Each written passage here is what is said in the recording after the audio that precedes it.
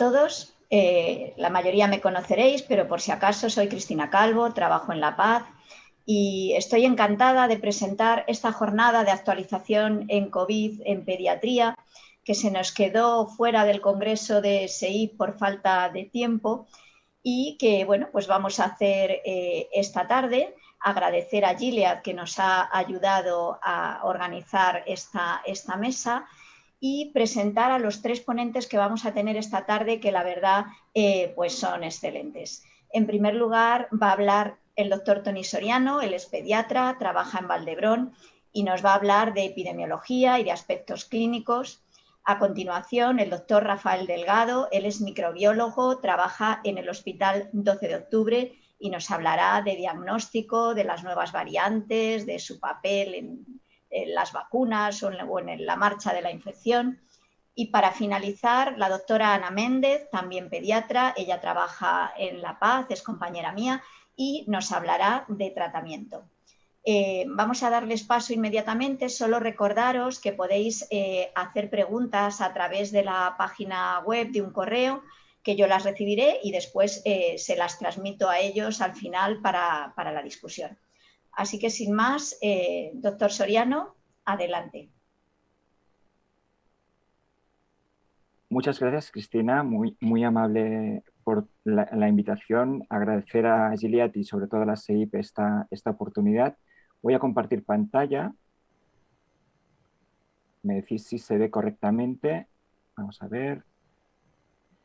Bueno, os hablaré a continuación en estos 15 minutos de la epidemiología y aspectos clínicos de la COVID en el niño y adolescente.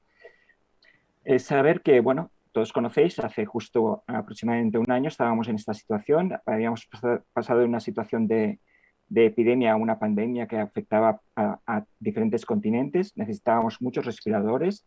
Había una falta de equipos de protección individual muy importante. Se empezaron a montar hospitales de campaña y la mortalidad sobre todo afectaba a la tercera edad y teníamos un exceso de mortalidad muy importante. No obstante, una de las primeras medidas que se tomaron en ese momento fue el cierre de escuelas. Bueno, actualmente tenemos ya la oportunidad de vacunar a la población mayor, a los profesionales sanitarios, al personal de riesgo. Tenemos unos test diagnósticos mucho más rápidos. Disponemos ya de consensos en cuanto a algún tipo de clínica de síndrome en la edad pediátrica, como el tema del PIMS. Y tenemos un Big Data, tenemos una información que va actualizándose, con lo cual tenemos un mayor conocimiento científico y, sobre todo, unas mejores herramientas y unas vacunas que sobre todo, que están ya funcionando en la población adulta. Estas son las publicaciones en relación a COVID-19 y salud materno-infantil a lo largo de la pandemia. Son más de 5.400. España ha contribuido con más de 168 concretamente a estas publicaciones, con lo cual el conocimiento que se está generando es muy importante y el que se generará en los próximos meses todavía mucho más importante. Voy a tratar de responder a estas 5 preguntas. ¿Cómo afecta la infección por SARS-CoV-2 en niños y adolescentes?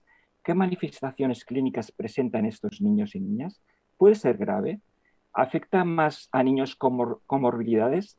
¿Y cuál es el papel de los niños y niñas en la transmisión comunitaria? ¿Podrán seguir en el colegio o no?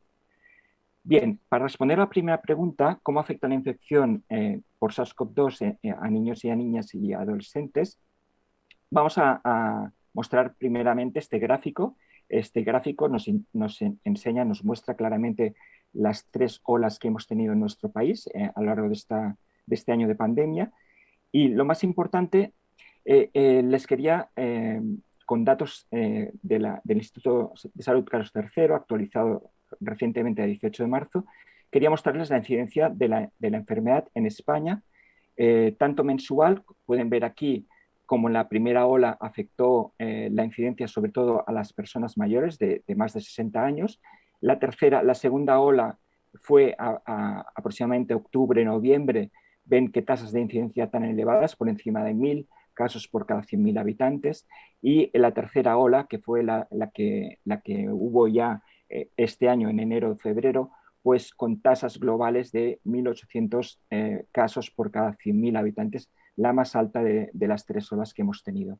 En cuanto al ratio, si cogemos como valor medio el 1 y comparamos las incidencias, 1 por debajo sería un ratio inferior a lo que sería la media global y 1 por encima sería un ratio superior en cuanto a incidencia respecto a la media global, podemos ver que en la primera ola la incidencia en la población infantil y adolescente fue inferior a la media global. También en la segunda ola, como pueden ver aquí, marcándole, y en la tercera ola podemos ver que esta distribución ha sido como mucho más homogénea. No obstante, aquí ya se empezó a vacunar a la población adulta, sobre todo a la población mayor de 70 a 80 años, con lo cual aquí tenemos un factor de incidencia que no podemos extrapolar a las 2 olas anteriores. En cuanto a casos, pueden ver aquí que la población infantil en amarillo, esta línea en amarillo, del 0 a 9 años, pues representa solo el 7% del total de casos habidos en España a lo largo de esta pandemia. En cuanto a hospitalizaciones, podemos ver también que en verde significaría un rango menor a la media global.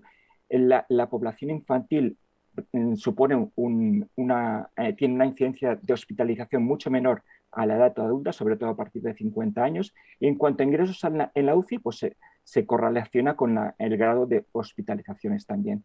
Pueden ver aquí que prácticamente no hay hospitalizaciones en relación a porcentaje respecto al total de hospitalizaciones en la edad infantil y tampoco hay prácticamente ingresos en la UCI si los comparamos a otros rangos de población en adultos. En cuanto a mortalidad, bueno, decirles que solo se ha reportado, estos son datos actualizados a 18 de marzo, solo hay reportados 8 casos de éxitos en la franja de edad de 0 a 9.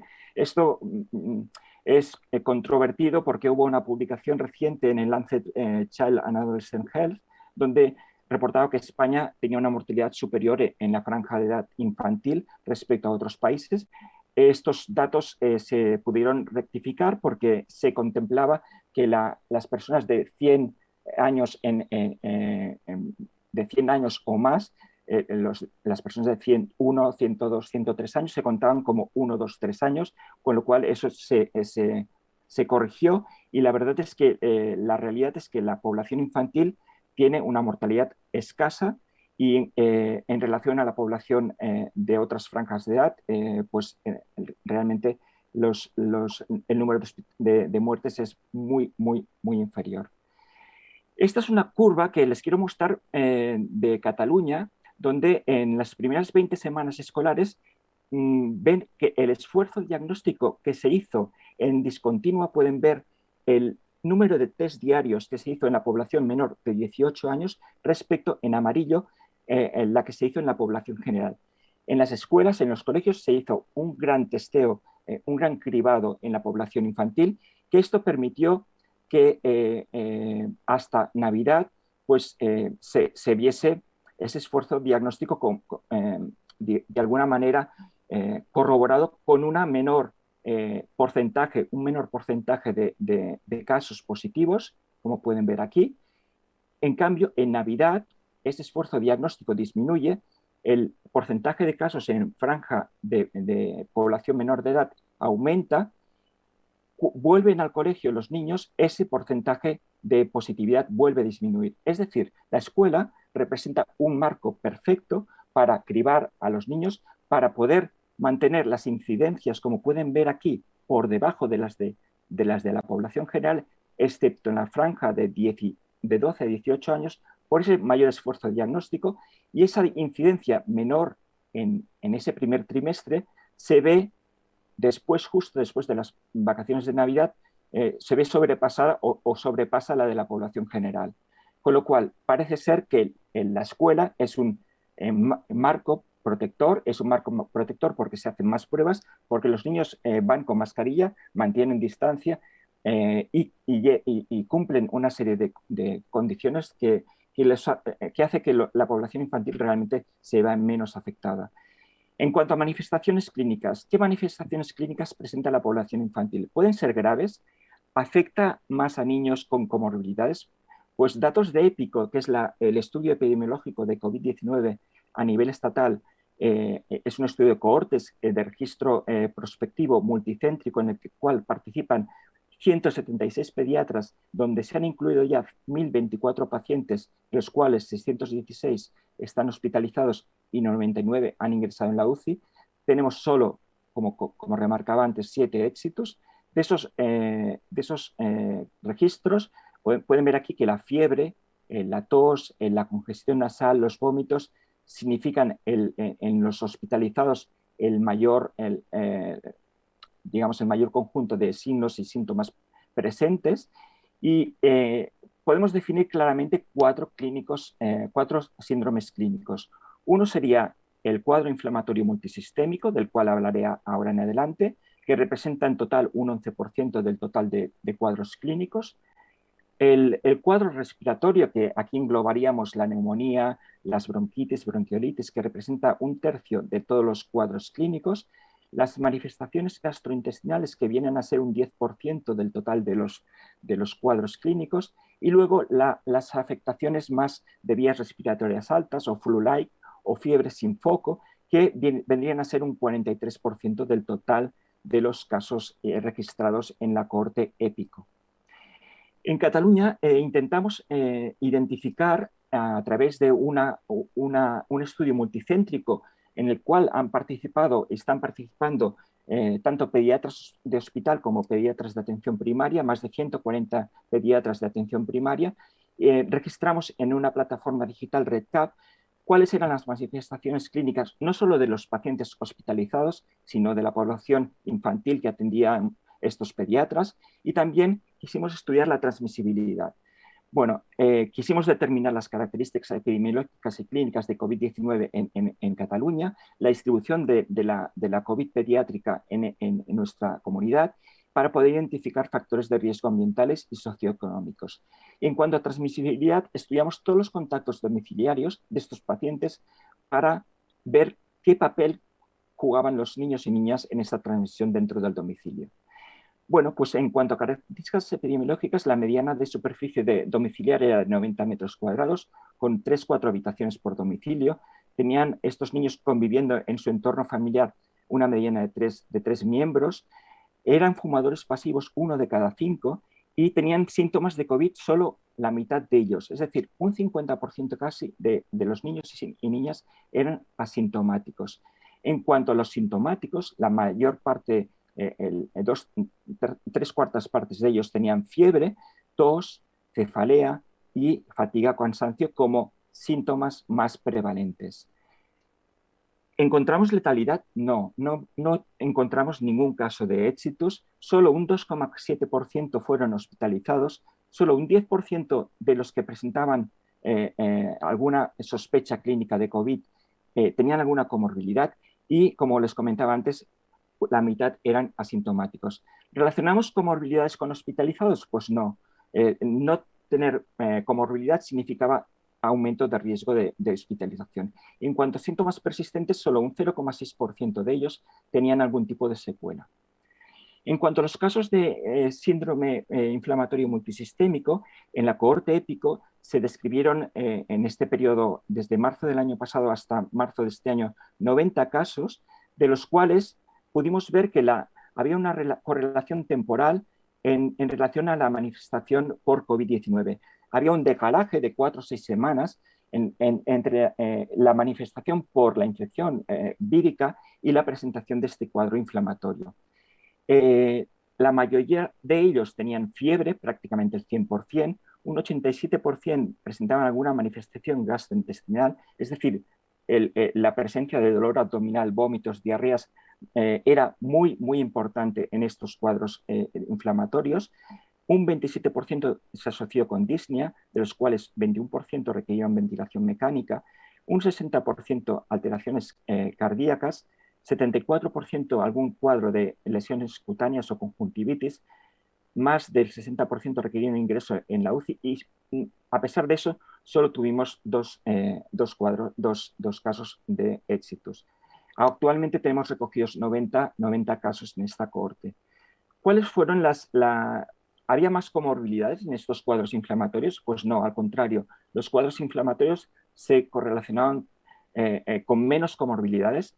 Los niños con este cuadro inflamatorio multisistémico tenían más días de fiebre, tenían más odinofagia, más mialgias, más fatiga, más dolor de cabeza, más cefalea, mayor confusión y mayor presencia de linfadenopatías. En cuanto al laboratorio, ¿qué características presentaban estos niños? Pues la mayoría de ellos tenían una elevación respecto a los que no tenían el cuadro inflamatorio de las transaminasas, un mayor grado de hiponatremia, una mayor elevación de la PCR y del dedímero y una mayor elevación de la ferritina. Es decir, estas características ya están reportadas en un artículo en el Clinical Infectious Disease en julio del año pasado. Estas características nos llevan a estas conclusiones. No solo existe una asociación microbiológica, sino temporal entre el cuadro inflamatorio multisistémico y la infección por SARS-CoV-2. El SARS-CoV-2 parece ser un desencadenante de una tormenta de citocinas retardada y una condición inflamatoria con posibles consecuencias graves. Y además de los criterios clínicos de definición de caso de la OMS, existen otros signos clínicos asociados al cuadro en comparación con el COVID no inflamatorio en niños. Son necesarios, de todas maneras, más estudios para esclarecer la fisiopatología de este síndrome. Les hablaré a continuación de las otras preguntas que presenté al principio en cuanto a transmisibilidad. ¿Dónde se transmite más la infección por SARS-CoV-2? ¿Transmiten más los niños y niñas que los adultos o no es así? Pues bien, ¿cómo podemos calcular esa transmisibilidad? Tenemos dos indicadores, claramente. La tasa de ataque secundario, que es la proporción de contactos que se han infectado a partir de un caso índice, y el número reproductivo básico, que es el número mediano de casos que genera un caso dado a lo largo de un periodo infeccioso en una población susceptible. Todos los estudios publicados van en el sentido que la tasa de ataque secundario es más elevada en el domicilio y en pacientes sintomáticos. Los brotes en escuelas generalmente siguen eventos estocásticos producidos generalmente por supercontagiadores y la transmisión en la escuela tiene una capacidad muy limitada. Generalmente los brotes son pequeños. La prevalencia de la transmisión comunitaria, es decir, la incidencia que nosotros tenemos de la infección en la comunidad, tiene un impacto directo en la magnitud de los brotes escolares. La escuela es un reflejo evidente de lo que está pasando a nivel comunitario. Para evaluar esa transmisión del SARS-CoV-2 a nivel domiciliar, en Cataluña realizamos este estudio de COPEDICAT, donde primero analizamos en un estudio retrospectivo todos los casos de pediátricos en el periodo de confinamiento, que fueron 158, estudiamos los contactos, que fueron 295, eso nos sirvió de estudio piloto para después realizar un estudio prospectivo en el cual evaluamos 1.040 casos en dos periodos diferenciados, verano y con las escuelas abiertas, con más de 3.300 contactos. En Cataluña, en ese periodo del estudio prospectivo, se realizaron casi 300.000 PCRs, de las cuales fueron positivas 21.943, y nosotros incluimos en este estudio un 5%, que es una muestra, creemos, representativa de lo que pasó en este periodo de tiempo. ¿Qué pasó en la transmisión? Pues que los adultos contagiaron a los menores de edad, los adultos fueron casos índice en el 72,7% de los casos.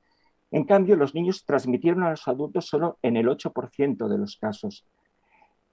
Hubo también casos de menores que transmitieron la enfermedad a sus hermanos o hermanas en un 5% de los casos y en un 14,6% no pudimos establecer temporalidad en cuanto a la transmisión. Es decir, aparte de calcular esa transmisibilidad, la carga que tuvimos, realmente nos vimos en este estudio, fue que el 60%, 6 de cada 10 domicilios, tenían transmisión del virus dentro de este entorno, y que cuando el caso índice era un adulto, que recordemos era el 72,7% de los casos, la tasa de ataque secundario era del 67,6%, perdón. En cambio, cuando el niño era el caso índice, esa tasa de ataque secundario no llegaba al 60%. Estas diferencias son significativas y cuando el niño iba a la escuela, esa tasa de ataque secundario todavía era inferior. como conclusiones podemos decir que la mitad de los niños son asintomáticos, que cuando tienen síntomas estos son leves e inespecíficos, que los niños no son motor de la pandemia, que solo un 7,7% han sido el caso de índice en sus domicilios, que la tasa de ataques secundarios es menor en niños y que es menor todavía durante la escolarización, y que los domicilios son espacios con alta carga de transmisibilidad. Este estudio ha sido publicado en el Clinical Infectious Disease, aquí tiene la referencia, y lo que podemos estar seguros es que la escuela, el colegio, el profesorado, los alumnos, los niños y niñas se han comportado de manera ejemplar. Podemos felicitarlos porque realmente han sido un ejemplo para toda la sociedad. Y en cambio, el domicilio, la relajación de las medidas dentro del domicilio ha sido responsable de la mayoría de transmisiones. Nada más, agradecer a la SEIP, sobre todo la oportunidad que me ha dado para presentar para dar a conocer estos estudios, y muchísimas gracias, Cristina. Muchas gracias, Tony. Excelente presentación. Damos paso al doctor Delgado con la suya. Reiniciar audio. Muy bien, pues buenas tardes. Es un placer estar aquí y agradezco obviamente a Cristina, a la SEIP y a Gilead por patrocinar esta reunión, en la que voy a hablar de dos conceptos relacionados, pero en dos aspectos diferentes. Uno en conceptos muy básicos sobre el diagnóstico, que son en su mayoría bien conocidos, y luego en la segunda parte algo más de la actualidad de las variantes. Entonces, para empezar, esta es una de las gráficas que yo creo que es más importante de la pandemia, y realmente explica la transmisión, que es el problema fundamental de toda esta situación, ¿no? Esto es un trabajo que se ha hecho dos veces, es una modelización por el grupo de Gabriel Leung en la Universidad de Hong Kong, y es la probabilidad de transmisión con relación al momento de inicio de los síntomas. Entonces, como vemos, la transmisión ocurre en un periodo, en una ventana relativamente corta, no más allá de 7 días. Y desgraciadamente sabemos que el momento de mayor transmisibilidad, el momento donde se produce la mayor parte de las transmisiones, es casi coincidente con el inicio de los síntomas o seguramente el día previo al inicio. Pero vemos que a partir del día 5 la transmisión realmente es muy baja. Aquí lo vemos en este esquema. Esta es la fase de síntomas y ese periodo en la que se produce la transmisión. Las dos técnicas fundamentales que tenemos son las técnicas de biología molecular. La PCR es muy sensible, de hecho se adelanta a ese periodo de transmisibilidad y puede ser ya positiva tan pronto como 1 a 3 días del contacto, mucho antes del inicio de los síntomas. Pero el problema es que sigue siendo positiva durante semanas después de haber pasado esta fase infecciosa. Los test rápidos no son perfectos, pero en general se adaptan temporalmente mucho mejor a toda esta fase infecciosa. Y esto lo podemos ver aquí. Este es un trabajo que ha realizado principalmente Lola Folgueira en nuestro laboratorio. Esto es cultivo de muestras respiratorias. Aquí vemos los días después del inicio de síntomas. Y esta es la carga viral de las muestras. En azul tenemos los casos leves y en rojo tenemos los casos severos. En sólido son las muestras positivas. Aquí vemos que prácticamente la mayor parte de las muestras con cultivo positivo en los casos leves se acumulan en estos primeros días, en estos primeros 5 días con cargas virales muy altas.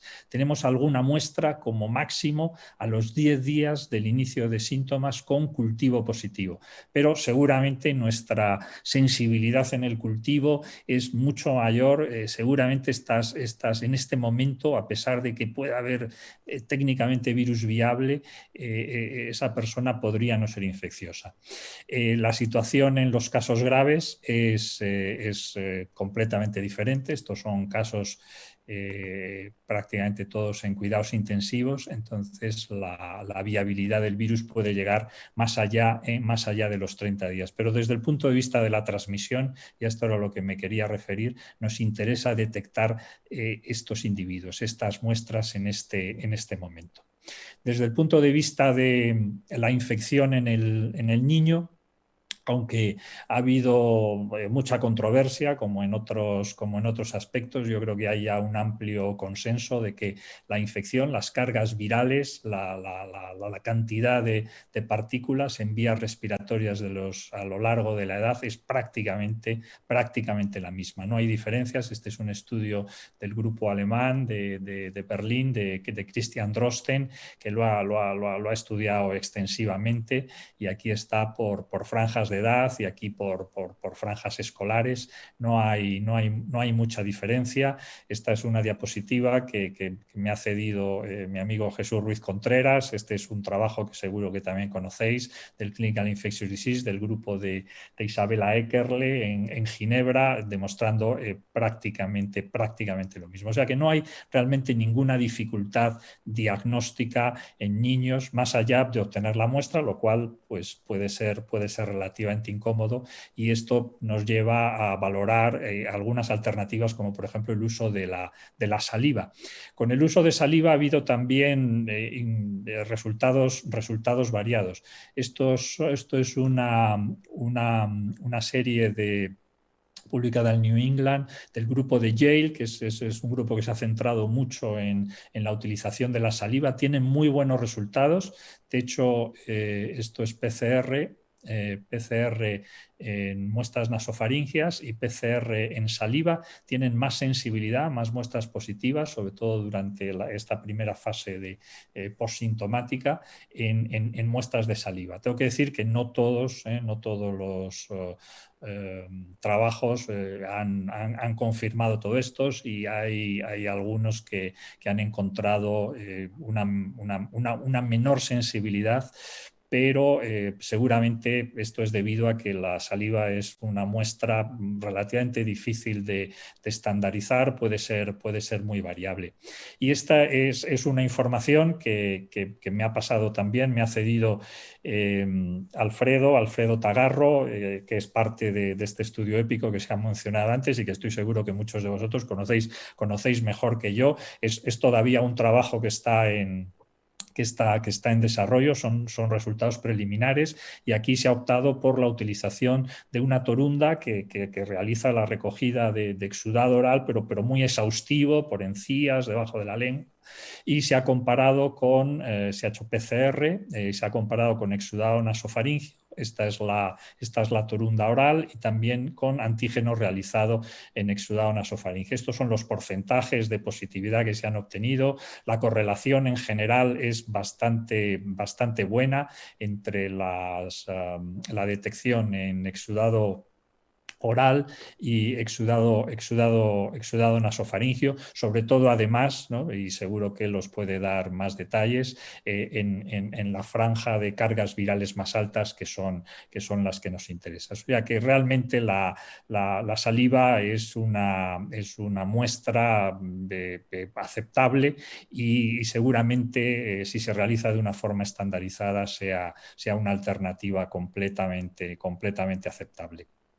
Muy bien, pues pasamos ahora a intentar introducir cuál es este problema de las variantes, este ataque de las variantes que parece que estamos sufriendo, y solamente para enmarcar en qué consiste el problema. Esta es la estructura de esta proteína, que es la proteína Spike, una de las proteínas más importantes del virus, la que media la entrada, la que también es diana de la mayor parte de la actividad neutralizante. Aproximadamente el 80% de todos los anticuerpos neutralizantes se concentran en esta región, que es esta región que está aquí en verde, que esta región dentro de esta proteína, de la proteína Spike, que es el dominio de interacción con el receptor, es la que físicamente interacciona con el receptor, que sabéis que es AC2, y media la entrada en la célula. Y todas las vacunas, o la mayor parte de las vacunas, desde luego las que estamos utilizando ahora, utilizan esta proteína.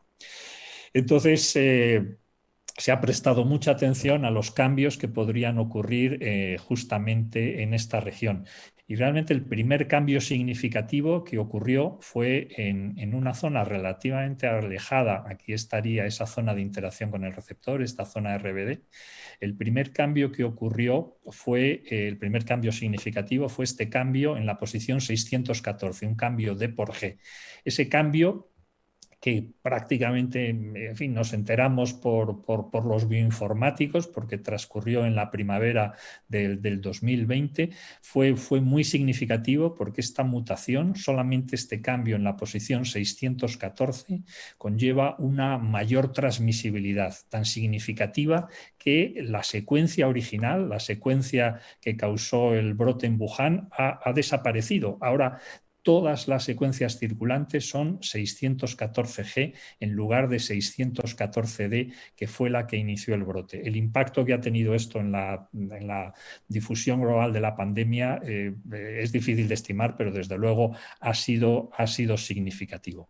A partir de ahí se han identificado fundamentalmente a finales del 2020, la aparición de algunas variantes que están relacionadas también con una mayor transmisibilidad y potencial escape a la actividad neutralizante de los anticuerpos. Como sabéis, se han centrado principalmente en el Reino Unido, en la zona del sur de Inglaterra.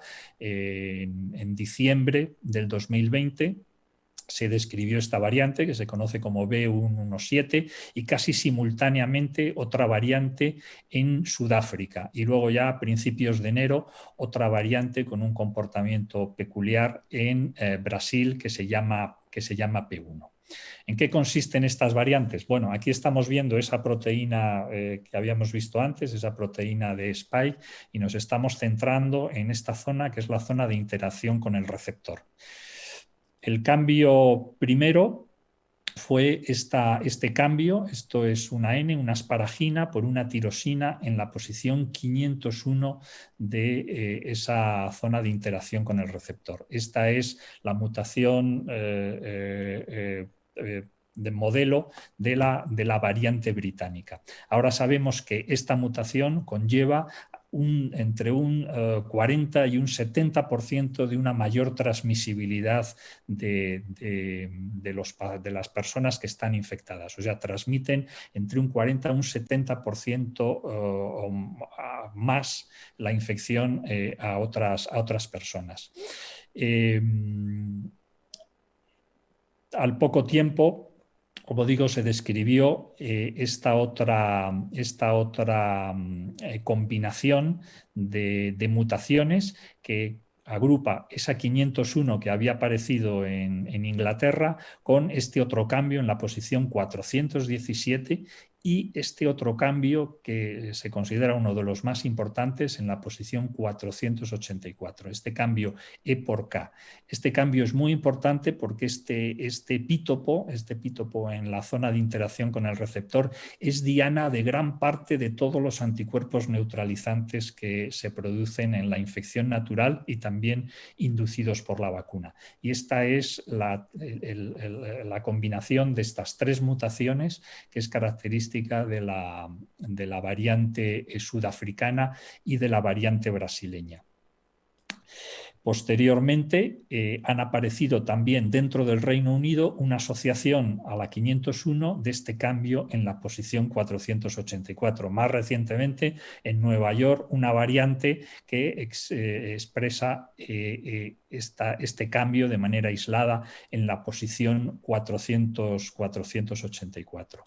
Y se ha podido generar in vitro, sometiendo estos virus a presión selectiva in vitro mediante exposición a suero de individuos infectados, o sea, suero de convalecientes y también anticuerpos monoclonales al desarrollo de mutaciones in vitro. Y se ha podido reproducir, estos son dos de los laboratorios que han hecho este tipo de trabajo y han encontrado exactamente esta misma combinación de mutaciones. Esto es lo que se conoce como evolución convergente, es decir, una misma solución evolutiva de manera diferente para básicamente el mismo problema. El hecho de que hayan aparecido en estos nichos ecológicos, sobre todo en Sudáfrica, en Brasil, donde la tasa de ataque es muy alta, sugiere fuertemente que son mutantes de escape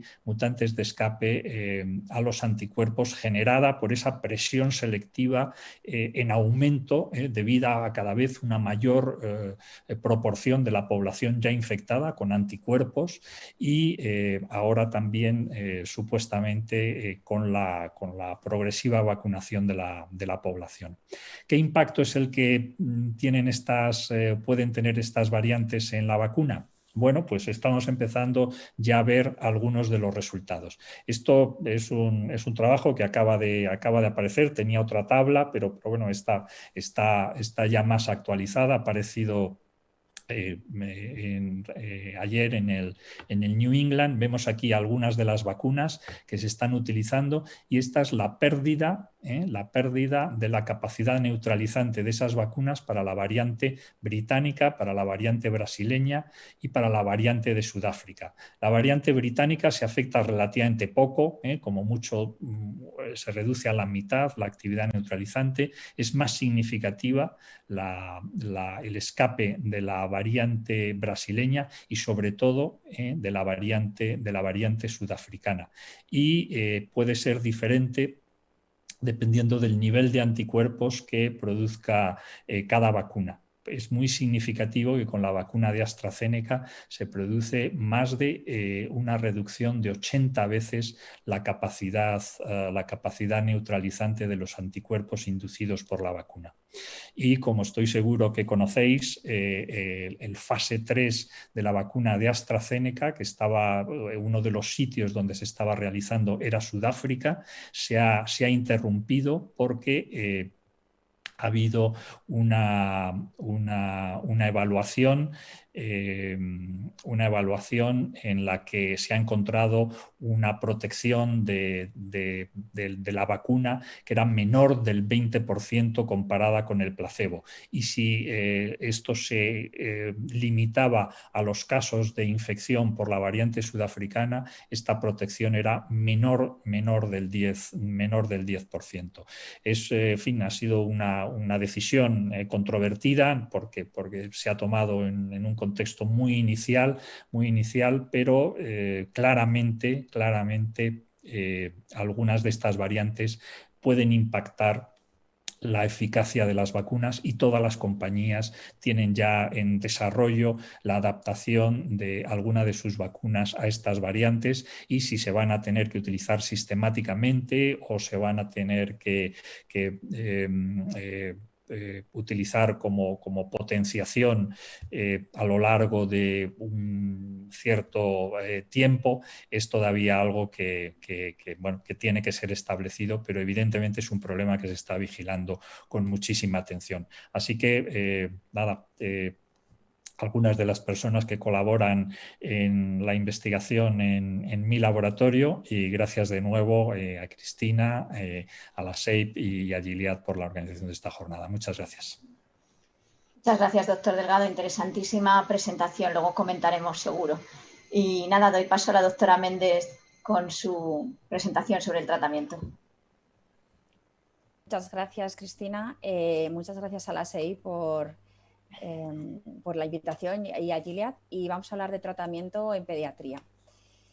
Voy a pasar a compartir pantalla. Creo que se está compartiendo. Bueno, estos son mis conflictos de interés. y paso a hablar del tratamiento. Como se ha comentado, la infección por SARS-CoV-2 en niños mayoritariamente puede producir una clínica leve, o incluso muchos niños son asintomáticos, aunque un porcentaje pequeño puede debutar con una enfermedad un poquito más severa, incluso algún niño en la UBI, aunque la mayoría tienden a la curación. En adultos sabemos que hay un mayor porcentaje de evoluciones fatales con el paso del tiempo, y en pediatría sí que lo vemos sobre todo con los síndromes inflamatorios que se han comentado y en algunos niños. Por lo tanto, algunos autores comentan que realmente el periodo de oportunidad es intentar bajar la carga viral durante el inicio de la infección, y esta sería una ventana de oportunidad. El problema es que, como hemos comentado, la mayor parte de los niños son asintomáticos y están bien, por lo tanto no sabemos a qué niños podríamos evitar que evolucionaran hacia un cuadro como un futuro PIMS, por ejemplo. Y esto es importante, vamos a hablar de la fisiopatología de la enfermedad, porque es importante de cara a entender los tratamientos. En la primera fase hay una fase de replicación viral, donde los síntomas suelen ser leves, y aquí tendrían sentido tratamientos que bajaran o redujeran la carga viral, pero sabemos que un porcentaje, y no sabemos muchas veces quién va a ser, produce una reacción inflamatoria que ocurre en una fase tardía, y aquí tendrían sentido unos tratamientos inmunomoduladores o que redujeran la inflamación y no tanto antivirales. Y el problema es que muchas veces los niños nos consultan con fases intermedias, cuando están empezando síntomas y estamos pues ya con una fase no aguda, pero ya no tampoco tardía. Y ahí hay que decidir qué tratamiento proponer. Los tratamientos, por tanto, se han dirigido o bien a disminuir la replicación viral o la entrada del virus en las células. Estos son útiles en las fases agudas. Y luego hay tratamientos encaminados a ya apagar el fuego que se ha generado con la reacción inflamatoria. La pregunta para mí del millón es ¿a quién tratar, ¿no? En fase aguda, pues creo que no tenemos dudas en que un niño que está grave y que tiene una infección aguda con una carga viral alta, pues se puede beneficiar del tratamiento. Es verdad que estos son los menos, como hemos comentado. Luego, ¿evolucionan peor los pacientes que tienen comorbilidades? Bueno, pues en adultos sí que se sabe que algunos pacientes evolucionan peor.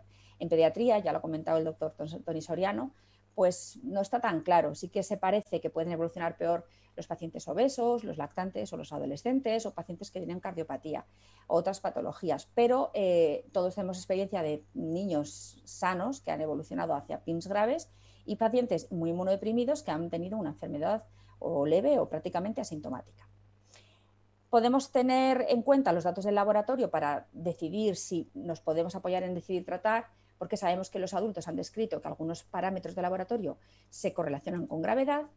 Y luego en la fase tardía, pues en pediatría evidentemente tenemos los cuadros inflamatorios que están más relacionados con una evolución hacia una reacción inflamatoria tardía, o los excepcionales casos que podemos tener, que algunos hemos tenido, pues de neumonías graves o de síndrome respiratorio tipo adulto, etc. Bueno, hablar del COVID y hablar de marzo del 2020 es un poco hablar de la prehistoria, porque realmente los tratamientos que empezamos a utilizar ya hemos dejado de utilizar, como la hidroxicloroquina, la ceftriaxona, la lopinavir, todo eso no voy a hablar. Y realmente de los antivirales que inicialmente empezáramos a tratar, nos vamos a quedar un poco con el remdesivir. Posteriormente, a medida que fuimos conociendo la evolución de la enfermedad, vimos que a pesar de que era una enfermedad infecciosa, teníamos que la participación del sistema inmune podría tener un papel más importante que el propio virus, y a lo mejor podríamos intentar utilizar tratamientos de inmunomodulación e incluso inmunoterapia. Y es en lo que voy a centrar mi charla, tanto en cuanto a antivirales en remdesivir y en cuanto a inmunomodulación. Respecto a remdesivir, pues todos hemos vivido durante estos meses publicaciones que han demostrado efectos beneficiosos, luego otras publicaciones que no lo demostraban, y hemos tenido altibajos en cuanto a las expectativas con el fármaco, ¿no? Respecto al ensayo clínico un poco más importante que hay en remdesivir, es este que está publicado en el New England, que incluye a 1000 pacientes, de los cuales 500 son tratados con remdesivir y 500 no, y el ensayo sí que observa diferencias en cuanto al tiempo hasta la recuperación, sin observar un aumento, incluso los efectos adversos son un poquito menores que en el grupo de no remdesivir. aunque los autores no consiguen demostrar las diferencias significativas, sí que ven menor mortalidad en el grupo Remdesivir, pero no hay significación estadística, roza la significación con el intervalo R que se pasa un poquito de 1. Si miramos con lupa un poco estos datos, vemos que mejoran más los tratados precozmente, antes de 10 días de síntomas, mejoran más los que solo están con oxígeno y no hay diferencias en la mejoría de los que ya están más malitos. Y esto tiene sentido en lo que he comentado al principio. Si utilizamos un antiviral en una fase en la que hay una replicación viral, pues será efectivo. Es decir, si tenemos un paciente pues, que tiene pocos días de evolución o una enfermedad inicial. Y si ponemos un antiviral en un momento en el que ya no hay virus y lo que estamos viendo es una reacción inflamatoria, pues el fármaco no será eficaz. Pero no es que no sea eficaz para el COVID, sino que no es eficaz para esa etapa de la enfermedad que estamos tratando, ¿no? Cuando miramos también otros datos que reporta este ensayo, vemos que la población que más se beneficia es la población más joven. Debemos recordar que no tenemos ensayos de momento con datos en niños, pero sí que podríamos extrapolar que a lo mejor si la población más joven de este ensayo es la que más se beneficia, a lo mejor los niños también podríamos incluirlos aquí. Otros estudios que han hecho comparación de los datos que se han publicado de Remdesivir en ensayo clínico con lo que se ha hecho en la práctica clínica, Standard of Care, mediante un análisis retrospectivo, han demostrado que los pacientes con Remdesivir tenían una mayor porcentaje de recuperación en el día 14 que los que ellos analizan de la corte retrospectiva que habían sido tratados con lo que hubieran decidido en el centro donde hubiera estado, un Standard of Care, y también sí que observan diferencias en mortalidad. Estos estudios también han demostrado que el grupo de menores de 40 años son los que mayor mejoría tenían y menor mortalidad, y también los que demuestran una mayor eficacia cuando antes lo tratamos, cuando tenemos menor soporte respiratorio.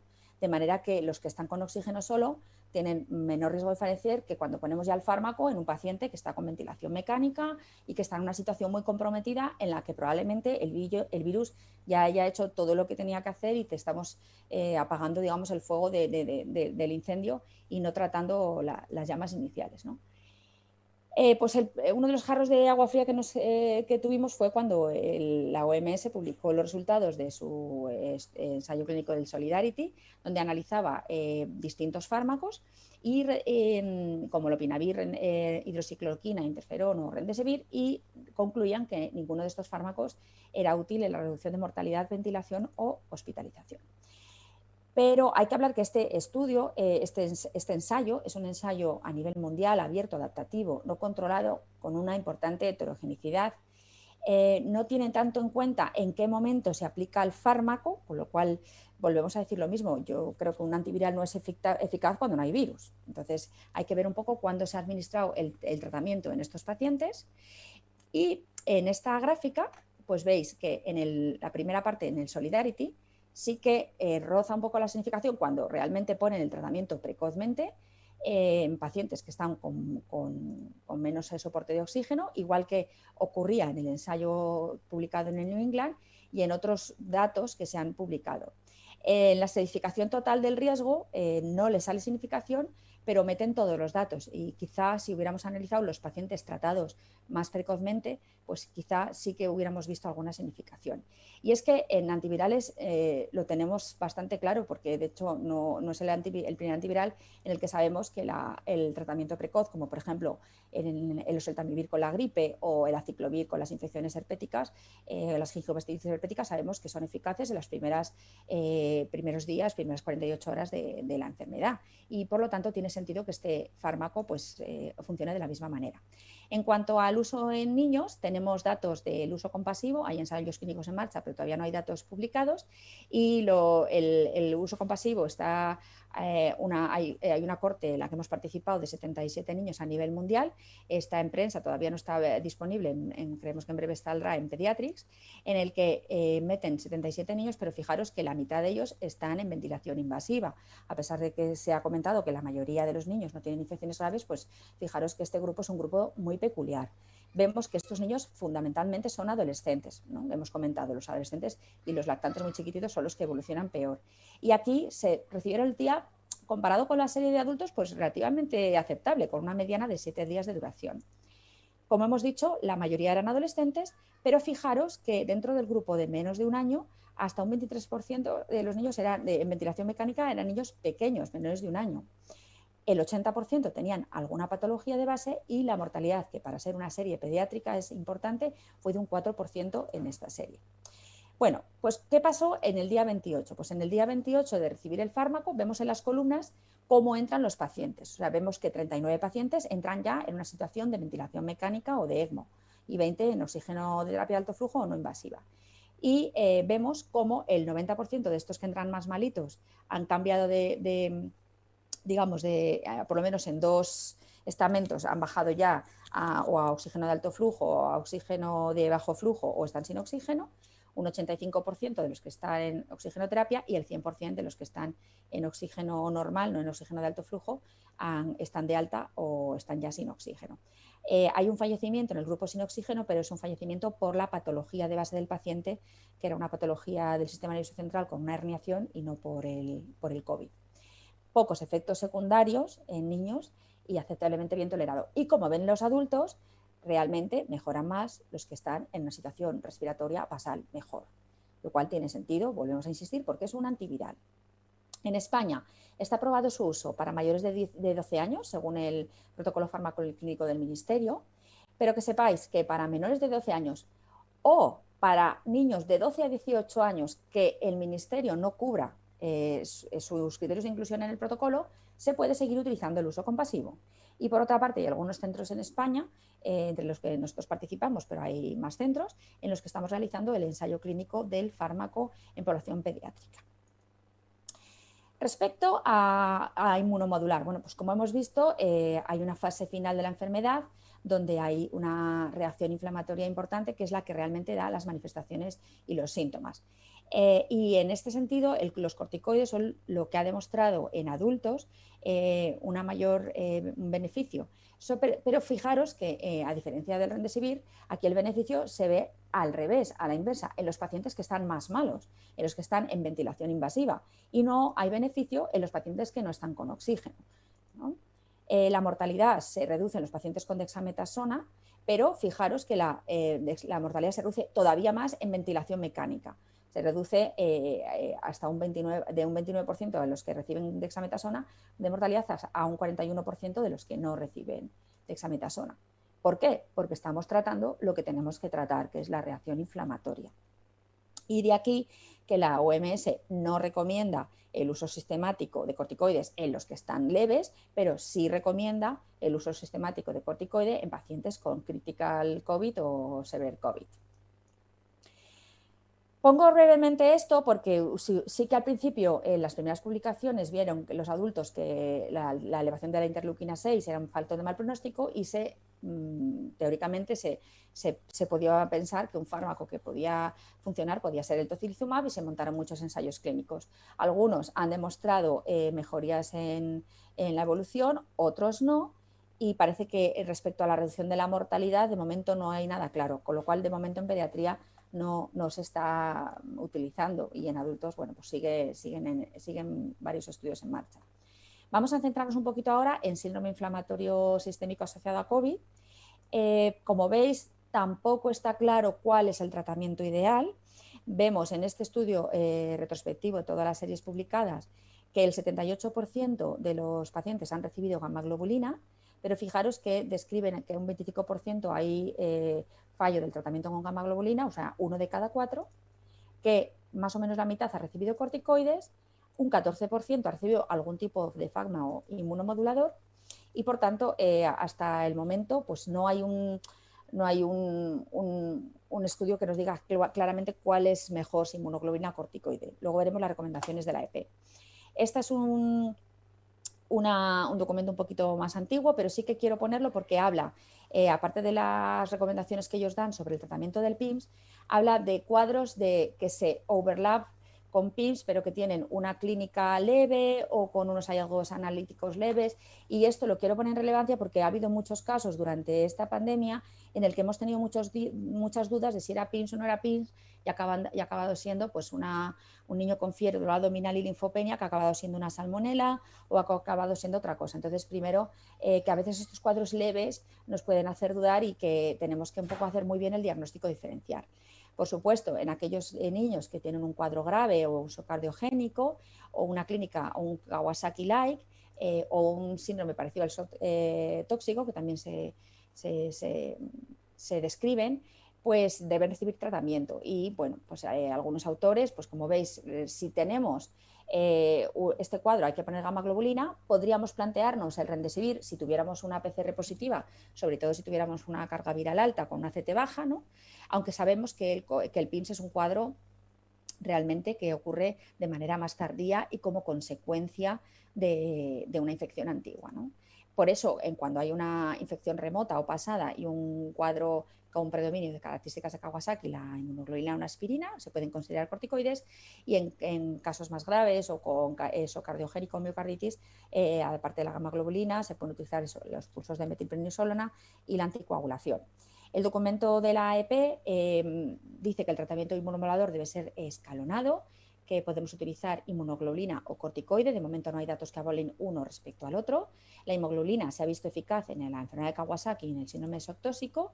El corticoide se ha visto beneficio, como hemos visto, en adultos con COVID y en la enfermedad de Kawasaki refractaria, y por tanto cualquiera de ellos podría servir. El corticoide estaría especialmente indicado, sobre todo si hay una falta de respuesta a inmunoglobulina inicial. Si tenemos un COVID o un PIMS, perdón, que debute con unas características de Kawasaki y con factores de riesgo de los que vemos en Kawasaki para afectación coronaria, en pacientes que tengan shock o en pacientes que tengan síndrome de activación macrofágica. En cuanto a las dosis, podemos utilizar dosis leves, dosis bajas en cuadros leves, y en cuadros graves tampoco está muy claro si dosis bajas o bolos.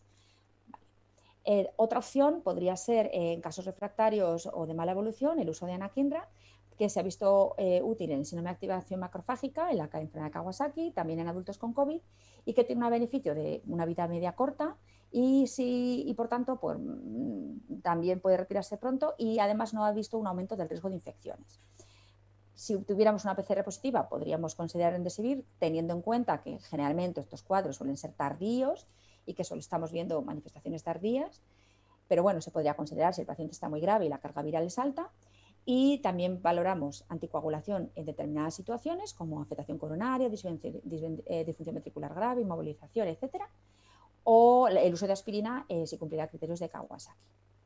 Más de lo mismo. Los reumatólogos, el documento de los reumatólogos, ingresar pacientes, si el paciente en una situación grave con un shock o fallo multiorgánico, gamma globulina, ellos recomiendan gamma globulina y corticoides a dosis baja, si refractaria, dosis alta o anakinra, y si el paciente está estable, gamma globulina, y si refractaria, corticoides y anakinra. Bueno, y ya por último, la última pincelada es que bueno, pues hemos tratado con antivirales, hemos tratado con inmunomoduladores, con fármacos inmunomoduladores, y a alguien se le ocurrió pues, poder utilizar el propio sistema inmune para intentar también inmunomodular. Entonces, la idea más fácil o más aparentemente lógica sería utilizar el plasma de la gente que ha pasado COVID, ¿no? Y la teoría era muy bonita, porque dices, bueno, pues tenemos anticuerpos neutralizantes que neutralizan el virus, hacen un efecto inmunomodulador, disminuyen la inflamación, etc.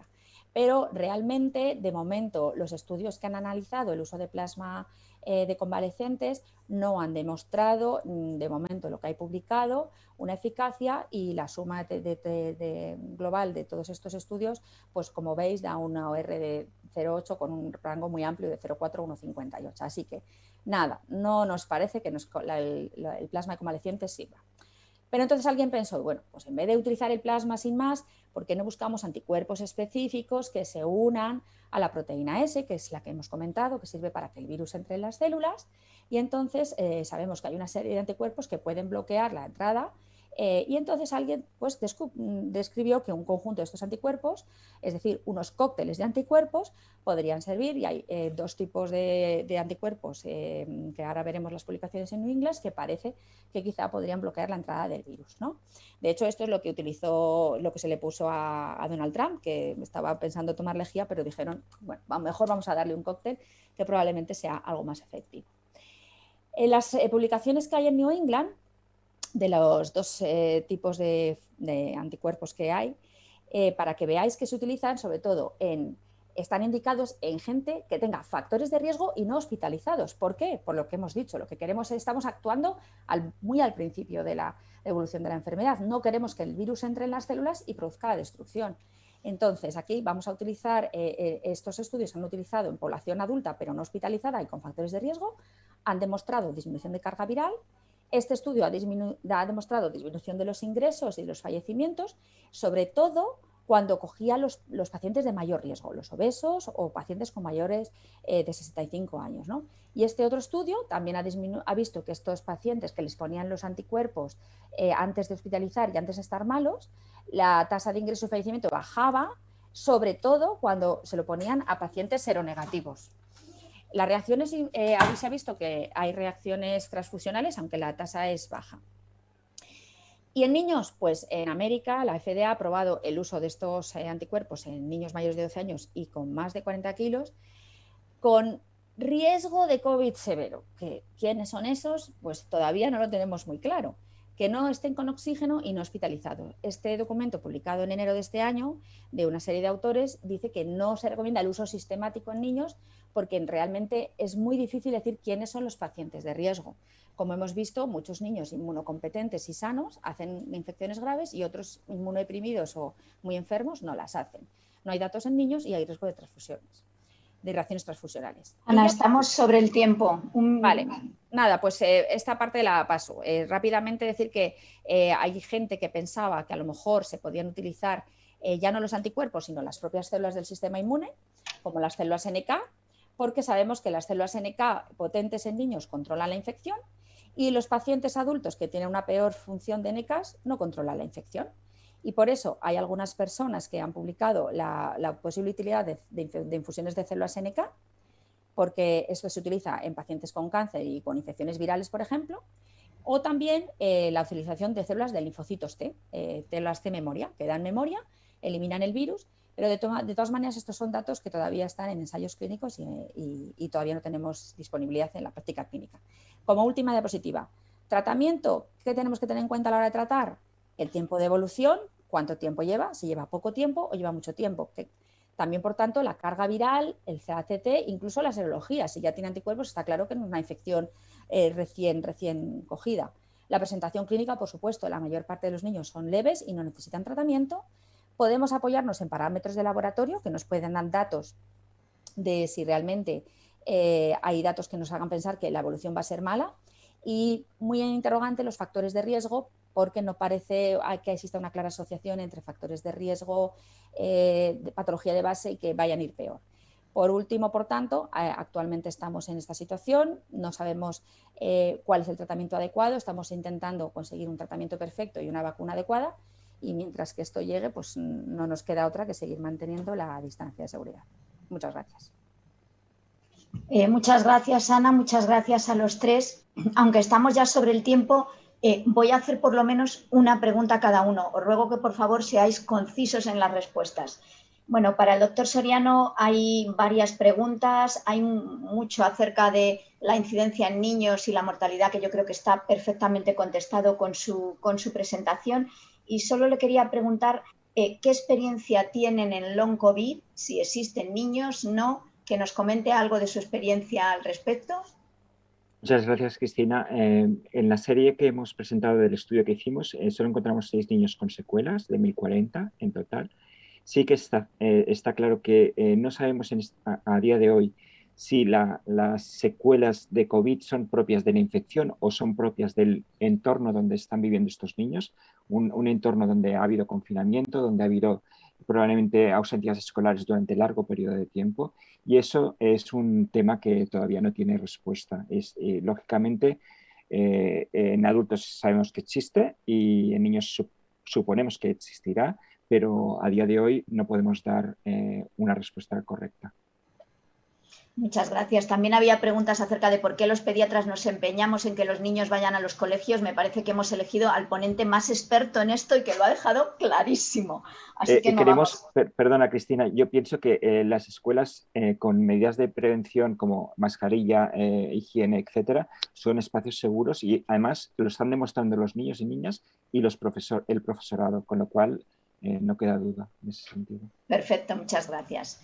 Para el doctor Delgado, bueno, infinitas preguntas, yo haría infinitas, pero como no nos da tiempo, voy a darle dos preguntas breves. Una, la variante británica. Se ha hablado mucho de lo que es una variante que tarda más en eliminarse que las demás, y yo querría saber si tienen experiencia en cultivar la variante británica y saber si realmente se obtiene virus viable más allá del tiempo que es habitual con las otras variantes. Y la segunda, muy breve también, ¿qué opina de los test seriados en saliva, por ejemplo, en los colegios o en este tipo de repetición de los test, pools de muestras? ¿Qué utilidad pueden tener? Estás mutado, Rafa. El micrófono. En cuanto a la primera pregunta, es muy interesante. Hasta ahora no hay ningún dato. Hay muchos trabajos en marcha, incluyendo nosotros, que tenemos una serie que lo estamos realizando, pero todavía no tenemos resultados que indiquen claramente que hay una mayor persistencia de la viabilidad. No sabemos si esta es la razón de la transmisión o es la alta cantidad de partículas que existen o es una mayor afinidad por el receptor de AC2, que parece que es lo que se está viendo en los modelos animales. O sea que todavía no lo sabemos. Lo que sí es incontrovertible es una mayor capacidad de transmisión. Eso no hay ninguna duda. Hoy, por ejemplo, como anécdota, y yo creo que esta es una experiencia general, hoy hemos hecho el screening de las últimas 48 horas de todas nuestras muestras positivas, 100% variante británica. La primera aparición fue finales de diciembre en España, o sea que... Y con respecto a la segunda, lo de las muestras seriadas, bueno, a mí me parece que hay dos facetas. En el paciente grave, en el paciente hospitalizado, en el contexto hospitalario, podemos utilizar tecnología, biología molecular, cultivo muy sofisticada, pero este es un problema. El problema principal está fuera, el problema principal está en la comunidad y ahí necesitamos test rápidos. Pueden que no sean perfectos, pero que se realicen con la mayor frecuencia posible, si son prácticos y si el resultado es inmediato, aunque no sean perfectos. Yo creo que el beneficio a mí me parece que es extraordinario y yo estoy desde luego a favor que todas estas iniciativas se hagan cada vez, se lleven más a la práctica. Muchísimas gracias. Y por último, Ana, por ahora el Remdesivir es un tratamiento intravenoso. ¿Alguna posibilidad de algún otro tratamiento que no sea intravenoso, otra formulación, algún antiviral oral, inhalado, algo que sea más sencillo de utilizar y que se pueda usar verdaderamente de forma precoz? De momento no, con evidencias no hay. Sí que sé que están haciendo ensayos clínicos que todavía están en fases muy incipientes con Remdesivir inhalado, pero creo que son fase 1, o sea que todavía no tendremos datos y eso sería muy interesante porque es una formulación fácil de administrar con un efecto local en pulmón y en vía respiratoria. Parece que por vía oral no es fácil la formulación, no sé si tiene estabilidad la molécula y no parece que vayamos a tener de momento disponible rápido formulaciones orales. Muy bien, pues estamos ya 7 minutos por encima de la hora. Muchísimas gracias a todos, de verdad súper interesante. Si tenemos alguna pregunta más, os la transmitiremos y la pondremos en la web de SEIP. Y también esta jornada se va a colgar en la web de SEIP para el que no haya podido disfrutarla en directo, que la pueda ver posteriormente. Muchísimas gracias a todos.